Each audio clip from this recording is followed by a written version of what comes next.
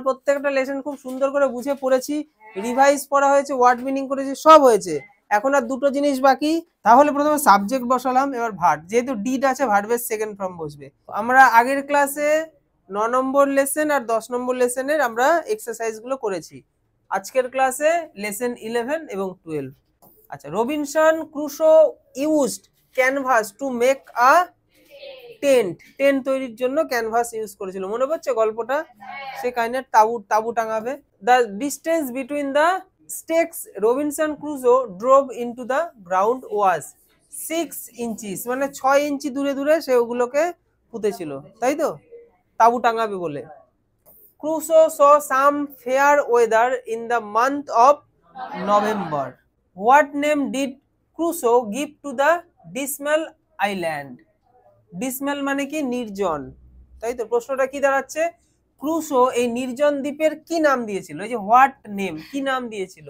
The name the island of despair. The name was কি? The island of despair. এইখানে যে জিনিসটা add হচ্ছে সেটা হচ্ছে এই যে জিনিসটা দেখতে পাচ্ছ, এটা কার জন্য এসছে? নামের জন্যই বর্ণনা করা হচ্ছে। এটা একটা কি? এটা একটা ক্লজ, যেটা যুক্ত হয়ে গেল দা নেমের সাথে। দা নেম, এবার নামটা কি? Crusoe gave to the dismal island. দেখো এখানে আমরা কিভাবে করছি, আমরা প্রশ্নের লাইন ধরে করছি। এই যে Crusoe gave to the dismal island, এই অংশটা পুরোটা লিখে দিলাম। এখানে নেম আছে, নেমের আগে দা করে দিলাম, তাই তো? দা নির্দিষ্ট করে দেওয়া হলো, দা নেম, ব্যাস। তারপরে একটা ভার্ব চাই। দা নেম যেহেতু সিঙ্গুলার, তাই ভার্ব হচ্ছে ওয়াজ বসলো। মানে আমি কেন এগুলো আলাদা করে বোঝাতে চাইছি, তার কারণ আমরা সিঙ্গুলার হিসেবে ওয়াজ বসাই, ঠিক আছে? তো আমাদের সাবজেক্টটা কোথায়? সাবজেক্ট কিন্তু এইখানে, এবং সাবজেক্ট সম্বন্ধে অতিরিক্ত ইনফরমেশন রয়েছে এইটুকুর মধ্যে। তো এইটুকুর উপর ডিপেন্ড করে কোনো রকম ভার্ব বসবে না, ভার্ব বসবে সাবজেক্টের উপর ডিপেন্ড করে, এবং সাবজেক্ট হচ্ছে এইটা। Where did the pitch the tent? তাহলে তিনি কোথায় এই তাবুটাকে খাটিয়েছিল? তাবু। তাহলে সাবজেক্ট হচ্ছে হি, আমরা হি বসিয়ে দিলাম, ঠিক আছে? আচ্ছা, এবার দেখো ডিড আছে না, ভার্বের সেকেন্ড ফর্ম। আমরা প্রশ্নের লাইন ধরে উত্তর লিখছি, এবং সবার আগে আমরা উত্তরটা তো বাংলায় আগে আমাদের জানতে হবে। কোথায় খাটিয়েছিল তাবুটা? দেখো পাহাড়ের গায়ে একটি গর্তের সামনে, সবুজ সমতলে। তাহলে প্রথমে সাবজেক্ট বসালাম, এবার ভার্ব। যেহেতু ডিড আছে, ভার্বের সেকেন্ড ফর্ম বসবে, তাই পিচড তার টেন্ট, তাহলে হিজ টেন্ট। কোন একটা কিছুর ওপর তো করছে, তাহলে ওপর বোঝালে প্রেপোজিশন অন। সমান জায়গা, সমতল, দ্য ফ্ল্যাট, কেমন সবুজ একদম এলাকাটা, তাই না? তাহলে গ্রিন সারফেস। কিসের সামনে? তাই বলছে জাস্ট বিফোর, কিসের আগে রয়েছে? The hollow on the hill, পাহাড়ের গায়ে। পাহাড়ের গায়ে ওই গর্তের সামনে কিন্তু সেটা করেছিল। আমরা জানি এগুলো আমাদের চেনা চেনা লাগছে। তো এইভাবে আমরা কিন্তু পুরো মুখস্থ নয়, আমরা সেন্টেন্সের স্ট্রাকচারটা বুঝবো, কিভাবে আমরা বসাবো জিনিসগুলো, সাবজেক্ট ভার্ব বসিয়ে বাদবাকি অংশটা আমরা টেক্সট থেকে কালেক্ট করে লিখবো। How did Crusoe go over the fence? কিভাবে ক্রুসো বেড়ার উপর দিয়ে যেতেন? বেড়ার উপর দিয়ে সে কিভাবে যেত? একটা ল্যাডার ইউজ করতো না? ক্রুসো একটি ছোট মই ব্যবহার করে বেড়া টপকাতেন। এই কথাটা আমাকে আগে বেঙ্গলিতে ভেবে নিতে হবে যে এটা হবে উত্তর। তাহলে Crusoe went over, Crusoe subject, তার জন্য ভার্ব চাই। দেখো ডিড আছে, ডিড থাকলে আমরা ভার্বের সেকেন্ড ফর্ম করবো, এবং ডিড থাকবে না। তাহলে ভার্ব হচ্ছে গো, গো এর পাস্ট ফর্ম কি? ওয়েন্ট, ঠিক আছে? এখানে ওভার আছে, ওভার বসিয়ে দিলাম। দা ফেন্স আছে, দা ফেন্স বসিয়ে দিলাম, ঠিক আছে? এবার কোন জিনিসটা ব্যবহার করে? ব্যবহার করা, বাই ইউজিং কি? ওই যে ল্যাডারটা, তাহলে এ শর্ট ল্যাডার। নিজে থেকে লিখতে পারবো না আমরা? Why did he keep a journal? কেন তিনি দিনপঞ্জি রাখতেন? তিনি দিনপঞ্জিটা কেন রাখতেন? একটা দিনপঞ্জি বানিয়েছিল না, কেন? কারণ এখানে সে প্রত্যেক দিনের কাজকর্মের খুঁটিনাটি লিপিবদ্ধ করতে পারে, যে কি কি করেছে। একদিন যদি বেঁচে বাড়িতে ফিরতে পারে, তাহলে ওই জিনিসটা দেখে তার জিনিসগুলোর কথা মনে পড়বে, এরকম দিন আমার কেটেছে। He kept a journal to record the details of his everyday, প্রত্যেক দিনের অ্যাফেয়ার্স ইন দ্য আইল্যান্ড, আইল্যান্ডের মধ্যেকার প্রত্যেক দিনের ডিটেলসটাকে লিপিবদ্ধ করার জন্য তিনি দিনপঞ্জি রাখতেন। What were the items Robinson Crusoe collected from the wrecked ship? Wrecked মানে ধ্বংসপ্রাপ্ত, তাহলে ধ্বংসপ্রাপ্ত জাহাজ থেকে রবিনসন ক্রুসো কি কি জিনিস সংগ্রহ করেছিল? কি কি জিনিস থেকে? তাহলে from from the rake Robinson Crusoe rescue করেছিল। তাহলে রবিনসন ক্রুসো হচ্ছে সাবজেক্ট, তার আগে এটা একটা অংশ জুড়ে দেওয়া হলো যাতে সেন্টেন্সটা সুন্দরভাবে গঠন হয়। রবিনসন ক্রুসো রেস্কিউড, ভার্বের সেকেন্ড ফর্ম হবে পাস্ট টেন্স। সাম কি কি, এবার এই জিনিসগুলো আমাদের পুরো টেক্সটে রয়েছে, তাই না? টেক্সট থেকে একদম দেখে দেখে লাইন পুরো লিখে কমপ্লিট করে দেবো।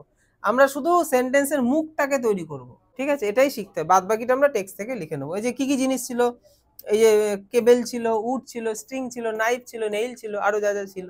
4টে লেসনের নোটস দিয়ে দেয়া হবে সবাইকে, ঠিক আছে? আমি এক জায়গায় যে প্রশ্নগুলো করেছি, এক জায়গায় যে গ্রামারগুলো করেছি, সুন্দর করে রেডি করেছি, সেটা সবাইকে দিয়ে দেওয়া হবে। তো ওখান থেকে আমরা পরীক্ষার সময় একবার রিভাইজ করে যাব, আর আমাদের প্রশ্নবিচিত্রা সেট করতে হবে পরীক্ষায় যদি ভালো নম্বর পেতে হয়। How did Crusoe keep track of the number of days he spend on the island?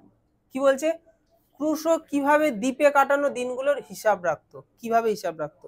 সে একটা জিনিস আবিষ্কার করেছিল না, কি করতো? একটি বড় খুঁটিতে তারিখ ছুরি দিয়ে কেটে কেটে লিখে রাখতে 1 2 3 4 করে। যারা টেক্সটটা আমি যেদিন পড়িয়েছিলাম সুন্দর করে যারা বুঝেছে, তাদের এগুলো কাহিনীগুলো মাথার মধ্যে রয়েছে। তাহলে দেখো, Crusoe had cut with his knife আপন এ লার্জ পোস্ট। তাহলে নাইফ ছুরি দিয়ে একটা বড় পোস্ট সে কেটেছিল। আচ্ছা, তারপর দেখো the date of his landing, তাহলে যেদিন সে ল্যান্ড করেছিল সেই দিনটা সে ওখানে লিখেছিল। Thereafter he put a notch with his knife for every day. এগুলো আমরা টেক্সট থেকে নিয়ে নিয়ে লিখবো, আমাদের মুখস্থ হবেও না, করবো না। তারপরে দেখো প্রশ্নগুলো একটুখানি জাস্ট আমি পড়িয়ে দিচ্ছি, একটু বুঝে নাও প্রশ্নগুলো মাথায় থাকলে আমরা উত্তর লিখতে পারবো। এবং টেক্সট বইয়ে এই যে আমি তোমাদের যে পিডিএফ রেডি করেছি, এই লাইনগুলো টেক্সট বই রুল দিয়ে দাগিয়ে রাখবে যে এখান থেকে প্রশ্নগুলো হচ্ছে, যাতে আমাদের সিন যদি দেয় পরীক্ষার সময় আমরা বুঝতে পারি যে এই প্রশ্নটার উত্তর এইখানে থাকবে। পুরোপুরি তো লিখতে পারবো না, আমরা সেন্টেন্সটাকে গঠন করে নিয়ে তারপরে দেখে দেখে লিখবো। In what way did Crusoe make himself a lamp?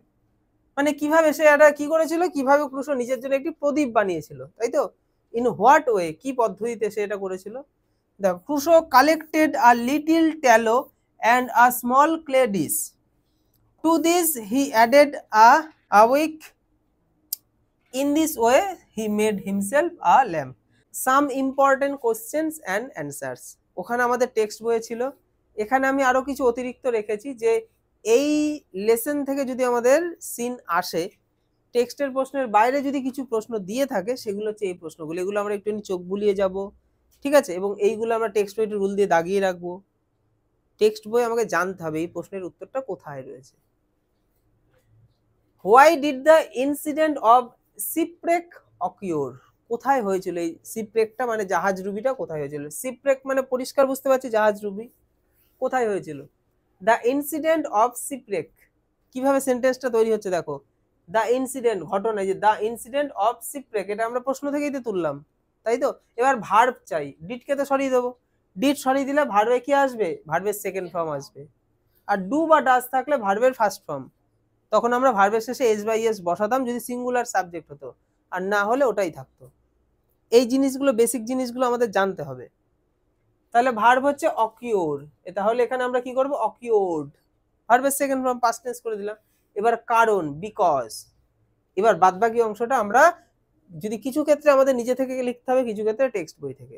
Of a violent storm in the sea, সমুদ্রের মধ্যে একটা প্রচন্ড ঝড় হয়েছিল, তার জন্য এই জিনিসটা হয়েছিল। How was the weather after Robinson reached the island? Robinson দ্বীপে পৌঁছানোর পর আবহাওয়াটা কেমন ছিল? খুব মানে বাজে একটা আবহাওয়া ছিল না? যে after Robinson had reached the island rain continue বৃষ্টি হচ্ছিল for a week thereafter, একদম 1 সপ্তাহ ধরে হচ্ছিল। তারপর দেখো, how was the hollow on the rocky wall of the hill? মানে পাহাড়ের যে মানে দেওয়ালের গর্তের মতো জায়গাটা কেমন ছিল? গর্তের মতো জায়গাটা কেমন ছিল? কেমন ছিল মানে মনে হতো গুহার প্রবেশ পথ, ওরকম টাইপের লাগতো। তো on the rocky wall the hollow was like the entrance of a cave. Entrance মানে প্রবেশ পথ, দেখে মনে হতো প্রবেশ পথ গুহার। Where did Robinson keep his stores and provisions? Robinson কোথায় তার জিনিসপত্র এবং রসদগুলো রেখেছিল? এই যে কটা প্রশ্ন আমি বললাম লেসন 11-এর, ওই কটা প্রশ্ন দেখে রাখলেই তোমাদের দেখবে পরীক্ষায় ওর বাইরে আর কিছু আসবে না। আমরা মুখস্থ করব না, আমরা দেখবো লাইনগুলো কোথায় আছে আর কি করে সেন্টেন্সটা গঠন করব, সেই গঠনটা আমরা দেখবো ভালো করে। The poet was sun warmed under the gentlest sky of, কোন সময়, কোন ঋতু, autumn. The colour of the snake was, কেমন ছিল, black. The tongue of the snake was, tongue কেমন করছিল, জিভটা লক লক লক লক করছিল, flickering. The shape of the snake's skull was like, কেমন, diamond. According to the poet the intent of the snake was, intent কেমন ছিল, ফিয়ার্স, একটা ভয়ানক। The snake finally disappeared, vanish হয়ে গেল, ইনটু দ্য গ্রাস, ঘাসের মধ্যে ঢুকে গেল, হারিয়ে গেল।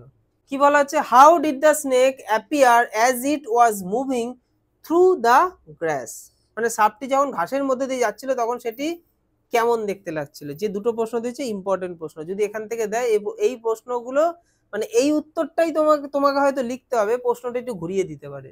খুব ইম্পর্টেন্ট দুটো প্রশ্ন, আমরা টেক্সটের লাইনটা দেখে রাখবো এবং নিজে থেকে লিখতে হবে, কারণ এটা কিন্তু পোয়েম, তাই না, পুরো ডিটো লিখে দেওয়া যাবে না, কারণ পোয়েমের মধ্যে একটা ছন্দ থাকে, তো ছন্দ তৈরি করার জন্য সেন্টেন্সটা ওইরকম হবে, কিন্তু আমরা যখন লিখবো সুন্দর করে আমরা সহজ সরল ভাষায় লিখবো। সাপটি যখন ঘাসের মধ্যে দিয়ে যাচ্ছিল তখন সেটিকে কেমন দেখতে লাগছিল, তাই তো, how did the snake appear as it was moving through the grass, দেখো কেমন লাগছিল, as the snake was moving through the grass, এটা আমরা প্রশ্নের লাইন থেকে উদ্ধার করলাম, তাই না, কোথা থেকে উদ্ধার করলাম, এই যে অ্যাজ, এখান থেকে লেখা শুরু করব। এবার দেখো ইট মানে সাপ, আমরা জানি কোনো তুচ্ছ বস্তু, তুচ্ছ মানি আমরা কিছু করার নেই, তার জন্য আমরা ইট বসাবো, ইট।